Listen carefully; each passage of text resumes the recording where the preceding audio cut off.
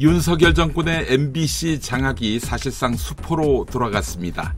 이진숙 씨가 방송통신위원장 임명되자마자 MBC의 대주주인 방송문화진흥회 이사를 임명했지요. KBS 이사와 함께 말입니다. 그것도 김태규 부위원장과 단둘이. 법원은 이게 잘못됐다고 판단했습니다.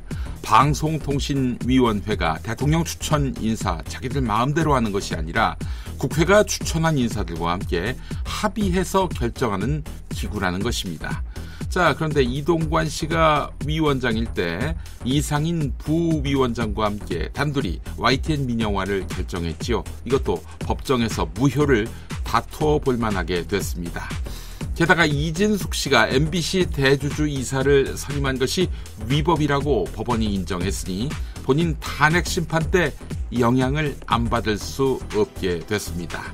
이진숙이 설령 돌아와도 국회가 협조하지 않는 한 2인 체제인데 이 2인 체제의 결정은 모두 무효가 될 조짐입니다.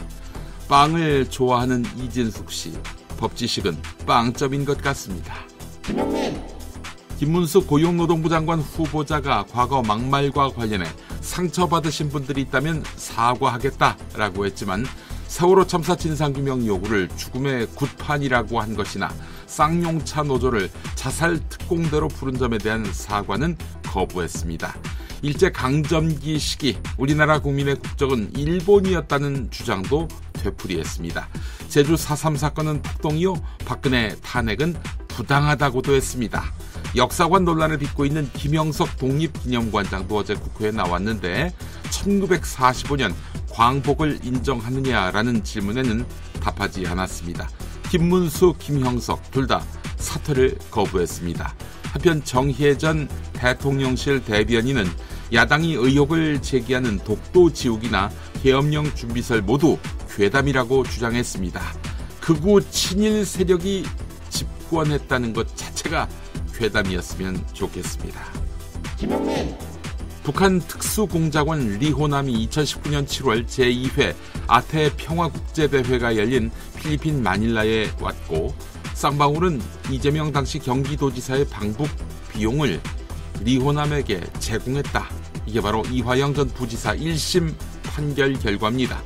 그래서 이재명 대표도 기소가 됐고 똑같은 판사가 맡은 재판이 열리는 와중에 이화영 부지사 측이 당시 필리핀에 리호남은 없었다 이렇게 밝혔습니다. 당시 초청된 북측 인사 명단에 리호남이 없었다는 것입니다. 게다가 필리핀은 북한과 수교하지 않은 나라라 북한 인사가 들어가는 게 아주 어려워서 한번 실패한 다음 겨우 6명이 들어갔다는 것입니다. 재판부는 검사에게 리호남이 필리핀에 갔었던 사실을 입증하라고 주문했습니다. 아니 그러면 이화영 1심에서 중형을 선고한 판사님은 사실 입증도 하지 않고 쌍방울이 리호남에게 돈 줬다고 판단하신 겁니까? 김영민. 한동훈 국민의힘 대표는 더불어민주당이 요구한 제3자 추천 해병대 최상병 특검법 발의 시한인 어제까지 법안을 발의하지 않았습니다. 전당대회 전에 대법원장이 특검을 추천하는 방식의 자체 특검법 발의를 약속했던 한동훈 대표 아닙니까? 민주당 탓을 하면서 정 급하면 민주당 본인들이 내가 하자고 한 대법원장 추천 특검으로 처리할 수 있는 것 아닌가 이렇게 말했습니다. 무책임하다 못해 한심합니다. 결국 본인의 역량으로 국민의 힘을 동원해 특검법을 추진하기 어려워 민주당에게 공을 넘긴 것으로 봐야 하지 않겠습니까?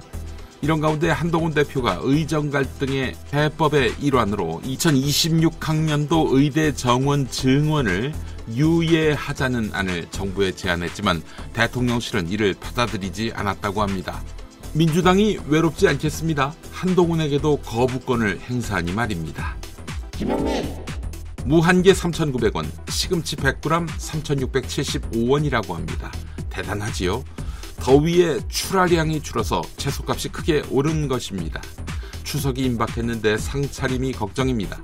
더도 말고 덜도 말고 2024년 한가위와 같지 말아라. 네, 이런 말이 나올 지경입니다.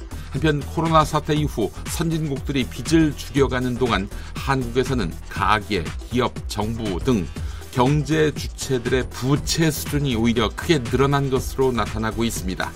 동아일보는 한국 경제가 부채에 덫에 걸려 사방으로 포위된 형국이라는 진단을 내놓았습니다.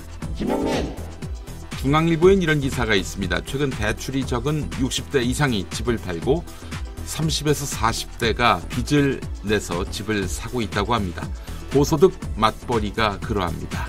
이런 현상은 평균 아파트값이 15억 원이 넘는 강남 3구와 마용성 등 이른바 상급지에서 주로 나타나고 있는데요. 똘똘한 한 채를 찾는 수요입니다. 영끌, 즉 대출을 영혼까지 끌어모아 사들이는 바람이 불었던 2019에서 2021년 당시에는 상대적으로 집값이 낮은 노도강, 노원, 도봉, 강북과 강서, 은평, 구로 등에서 아파트 거래가 활발했지요. 가격 상승폭도 컸습니다. 이것과는 많이 다른 양상입니다. 문제는 가계부채가 폭증하고 있는 추이라는 점입니다. 상황 관리가 되고 있는 현 정부일까요? 그럴 리가요.